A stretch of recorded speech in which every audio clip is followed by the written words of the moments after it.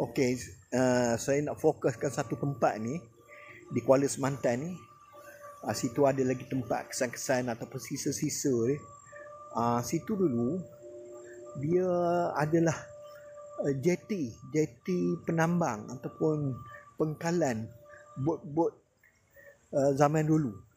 Dulu Sungai Pahang ni dia sebagai satu perhubungan utama sebelum jalan darat siap sempurna sepenuhnya. Dia gunakan bot sebagai jalan utama khususnya kepada penduduk di tepi-tepi Sungai Pahang. Tepi-tepi Sungai Pahang. Memang orang tumpu tepi tebing untuk kemudahan air. Air itu sumber kehidupan kan. Jadi dia orang tumpu tepi sungai dan perhubungan utama dia bot dan bandar daripada masa itu Kuala Semantan lah.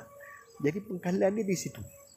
Tu ada lagi kesan lama. Pengkalan tu dia naik ke darat situ. Itu sejarahnya. Tapi tak diberi tanda, tak ditandakan tempat dulu. Kita naik ke atas lagi.